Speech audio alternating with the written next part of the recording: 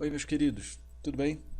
Vamos a mais um leituras comentadas de obras consagradas.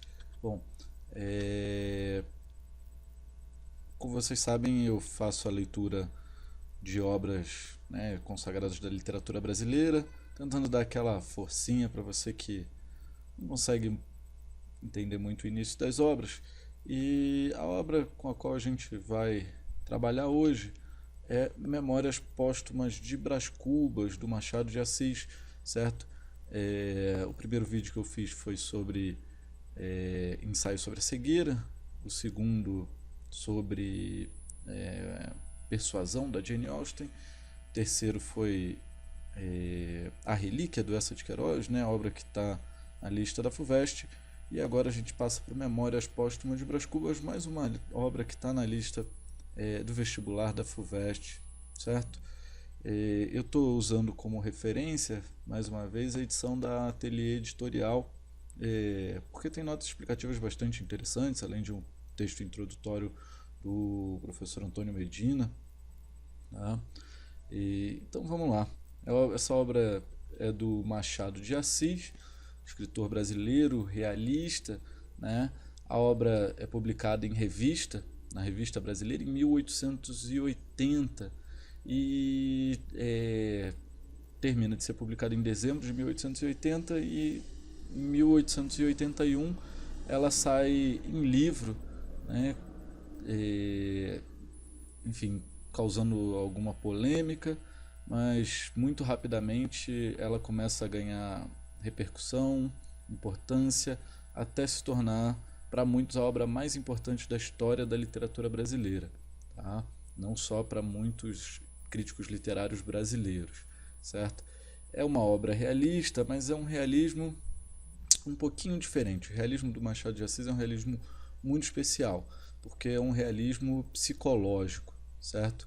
Quer dizer, o que há de realista não são necessariamente os fatos dessa narrativa, mas o mergulho psicológico, né, nos personagens, especialmente nesse caso no narrador, tá? Que é o Brás Cubas. Então, olha o título: Memórias Póstumas de Brás Cubas. Póstumo é algo que acontece depois da morte, né? Então, um livro publicado póstumamente quer dizer que o autor não viu a publicação desse livro em vida. E um livro de memórias, geralmente é um livro escrito, enfim, né, a partir das suas memórias, do que você viveu. Então, Memórias Póstumas de Brás Cubas traz uma certa contradição, um paradoxo, algo assim, né? Como alguém já morto poderia escrever suas próprias memórias, certo? Então, olha lá, ele abre a narrativa com uma dedicatória. Tá? O Machado de Assis diz que quem está escrevendo é, na verdade, um cara chamado Brás Cubas, que escreve a seguinte dedicatória: Ao verme que primeiro roeu as frias carnes do meu cadáver, dedico, como saudosa lembrança, estas memórias póstumas. Então, esse narrador, essa obra é narrada em primeira pessoa, esse narrador, que em tese é como se fosse o autor do livro, o Brás Cubas, não estranha a semelhança com o nome de um famoso bandeirante, né, que participa da colonização do litoral e do interior de São Paulo. Não estranhem, isso tem uma relação, sim, não é exatamente aquela personagem histórica, mas há uma ligação entre eles, certo?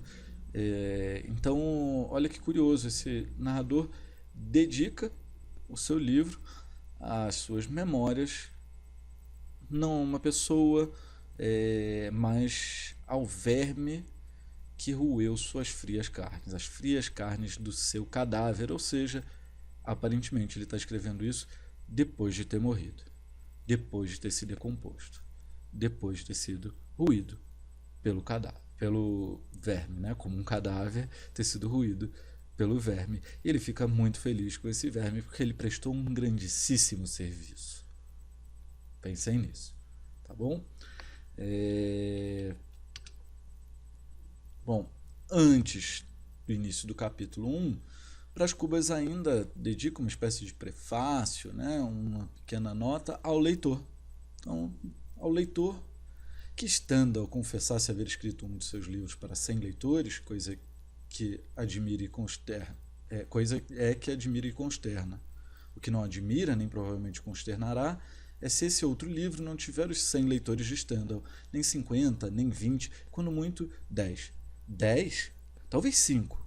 Trata-se, na verdade, de uma obra difusa, na qual eu, Brás Cubas, se adotei a forma livre de um Stern ou de um Xavier de Mestre, não sei se lhe metia algumas rabugens de pessimismo. Então, nota, ele começa mostrando todo esse narrador, Brás Cubas, começa mostrando todo o seu repertório cultural, mostrando que não está escrevendo sem conhecimento de causa, sem conhecimento das técnicas literárias. Ele faz referência aí a 3 grandes romancistas, certo? Stendhal, autor de um famoso romance chamado Vermelho e o Negro, que dizia que ninguém leria o seu livro, dizia que ter lido, né, apenas um livro na sua vida, e, enfim, depois um autor bastante importante, enfim, vai dizer, enfim, que não esperaria que muita gente lesse o seu livro, né? Então ele mostra que, bom, Stendhal disse que tinha escrito seu livro apenas para 100 leitores, né? E o Brás Cubas diz para a gente que está escrevendo para 100 ou menos, talvez 50, 20, quando muito 10, enfim. Ele já começa se autodepreciando, dizendo, talvez isso que eu escreva seja tão desimportante que ninguém leia, né? Mas ele decide escrever, e decide escrever não de qualquer forma, mas ele decide adotar a forma livre de um Stern ou de um Xavier de Mestre. Esses 2 autores são bastante reconhecidos por escreverem, Stern principalmente, né, romances digressivos. E essa vai ser uma das marcas desse romance do Machado de Assis, certo? O que é isso? São romances em que o narrador vai desviando da sequência lógica da narrativa, fazendo reflexões, intervenções, interrupções, aí volta para o passado, aí vai para o presente, aí vai para o futuro, e, enfim, transitando entre os tempos da vida do narrador ou do personagem, do protagonista, sem uma ordem exata, né, e transitando também em reflexões filosóficas, existenciais, enfim, culturais, que desviam o foco da narrativa, mas que formam fragmentos que, em conjunto, acabam criando um sentido muito mais profundo. Tá? Então, o próprio Brás Cubas está dizendo que ele adotou a forma livre semelhante a que esses 2 autores faziam, né? Xavier de Mestre, muito famoso por um livro chamado Viagem à Roda do Meu Quarto. Então, é um personagem que começa a refletir dentro do próprio quarto sobre o sentido da vida e da existência, e enfim, e acaba construindo uma história incrível. Tá? Mas ele fala, eu adotei a forma livre deles, o que aparentemente é algo positivo, divertido, interessante, mas ele diz que talvez lhes tenha colocado nessa forma livre algumas rabugens de pessimismo. Quer dizer, alguns resquícios, algumas marcas, alguns restos de pessimismo. Né? Então, ele já está dizendo que essa narrativa, não espere algo muito feliz, é uma narrativa pessimista. Pode ser obra de finado, olha lá. Então, obra de finado. Pode ser que seja pessimista, afinal de contas é a obra de alguém que já morreu, né? Não tem como talvez ser muito otimista escrevendo do outro mundo. Escrevia com a pena da galhofa e a tinta da melancolia. Então, pergunta como esse morto escreveu o que ele escreveu. Ele não explica exatamente, ele diz apenas que a sua pena, a sua caneta, era marcada pela galhofa. O que é a galhofa? É a zoação, né? Enfim, uma certa ironia, uma certa brincadeira. Então ele escreve com um tom de brincadeira, mas usando uma tinta de melancolia. Então a gente pode esperar ironia, tristeza, um profundo sarcasmo. E não é difícil antever o que poderá sair desse conúbio, quer ver, dessa junção, desse casamento. Então É isso que a gente pode esperar, o casamento entre essa ironia, esse sarcasmo e uma tristeza melancólica profunda. Acresce que a gente grave, ou seja, quem é muito sério, achará no livro umas aparências de puro romance, ao passo que a gente frívola não achará nele o seu romance usual. Ei-lo aí, fica privado da estima dos graves e do amor dos frívolos, que são duas colunas máximas da opinião. Então, notem, ele zoa também, já começa ironizando as pessoas que costumam opinar sobre todas as coisas. Né? As pessoas muito sérias julgam tudo. As pessoas muito frívolas, muito tolas, muito fúteis, acabam se encantando com tudo, com qualquer gracejo e tudo mais.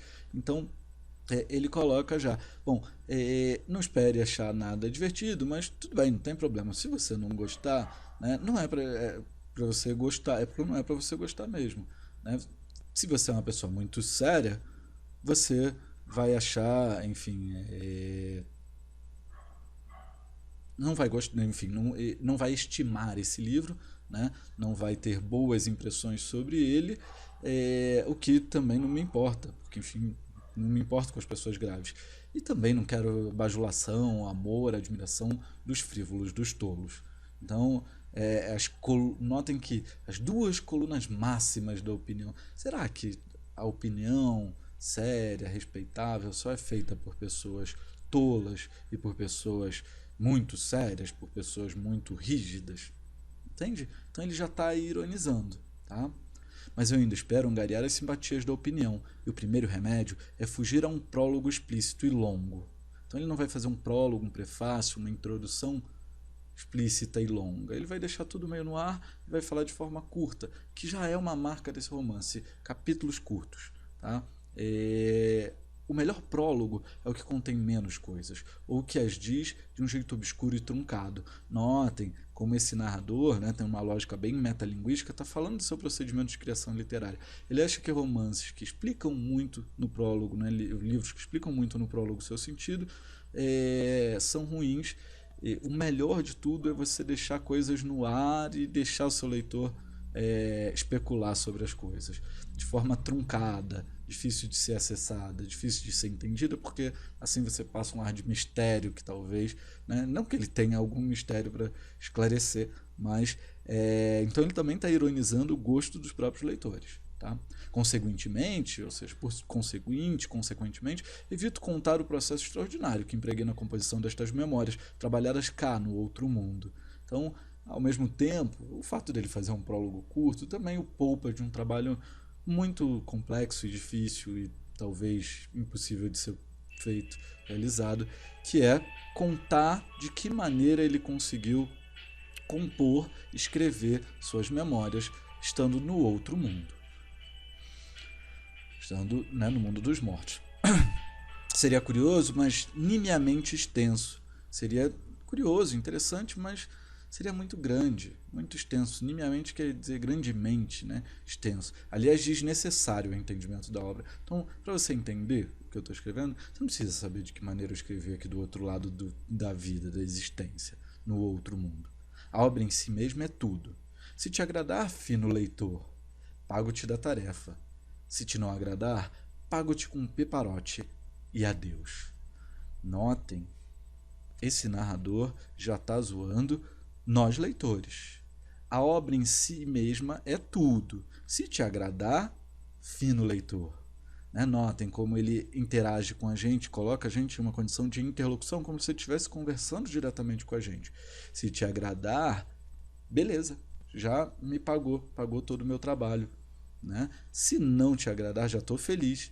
Né? Se não te agradar, pago-te com um piparote, te dou um cascudo, te dou um peteleco, sei lá, algo assim, e adeus.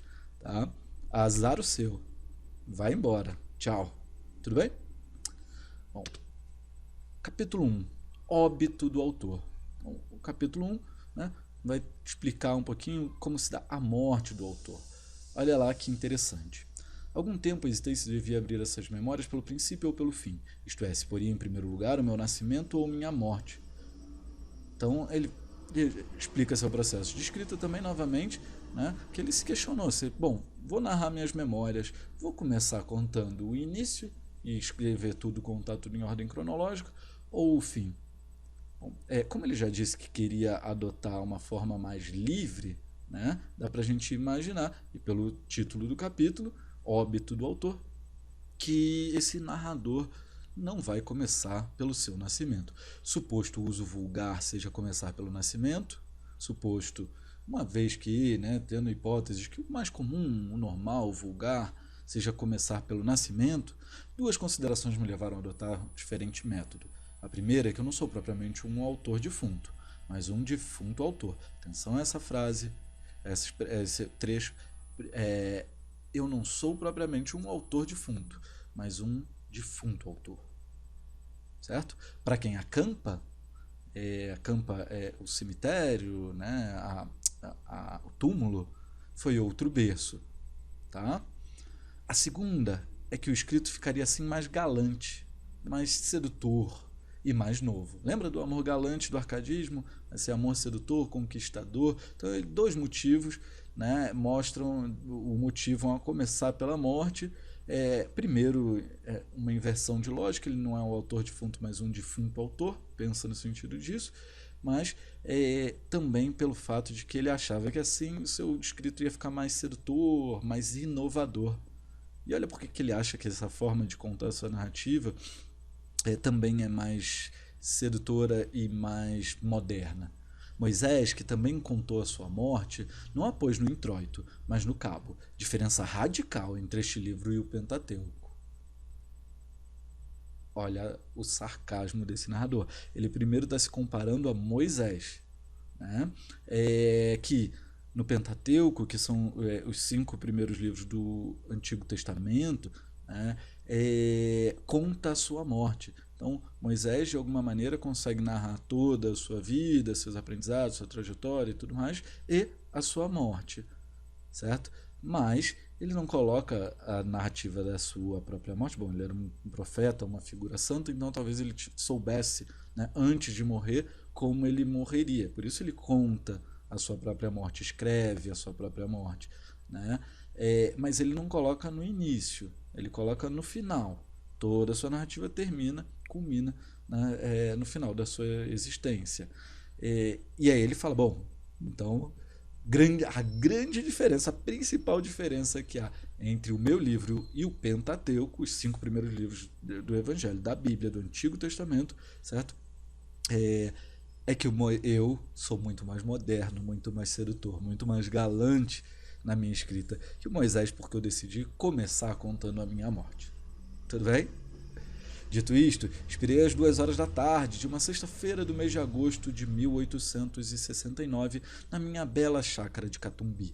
Notem, então ele dá a referência de quando ele morre, e é uma referência espaço-temporal, de quando e onde ele morre, né, espaço-temporal. A gente está em Catumbi, região periférica do Grande Rio, do Rio de Janeiro, enfim, onde ainda era uma área rural, né, na metade do século XIX, certo? E dá o período, ele vai morrer em 1869.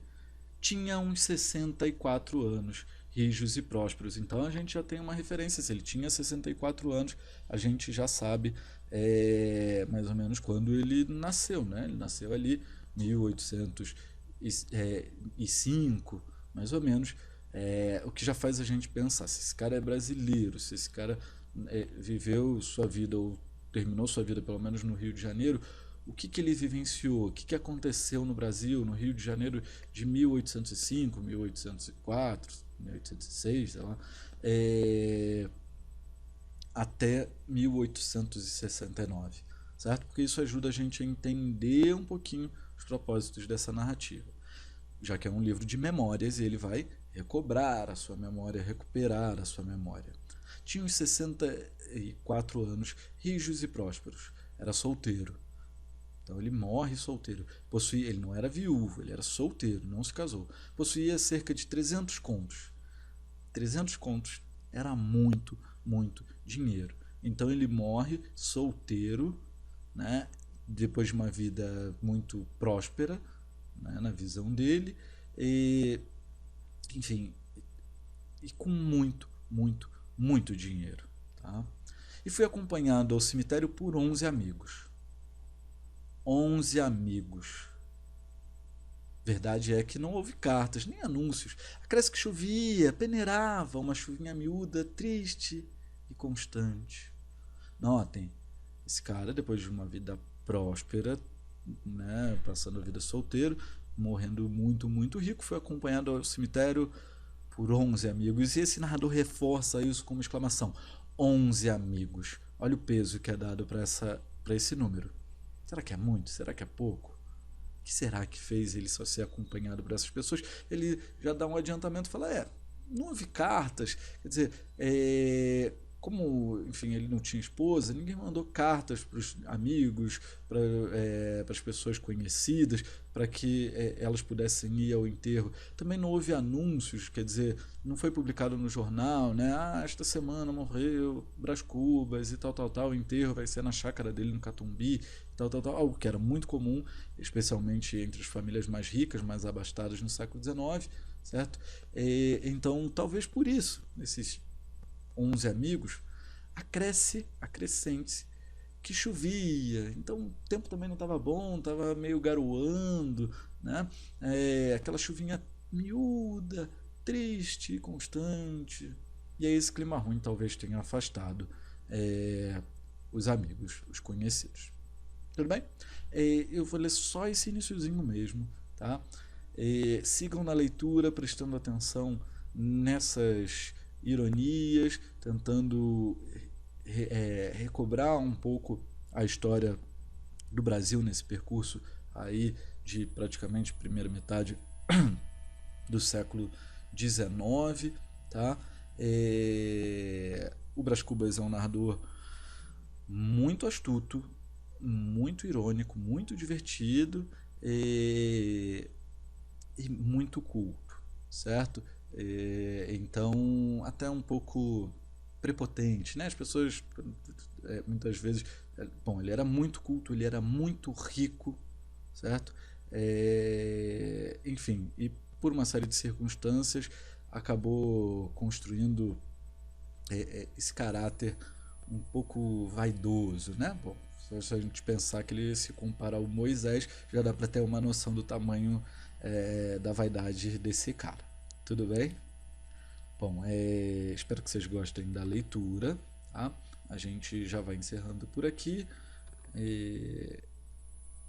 Então, muito, muito, muito obrigado e até a próxima.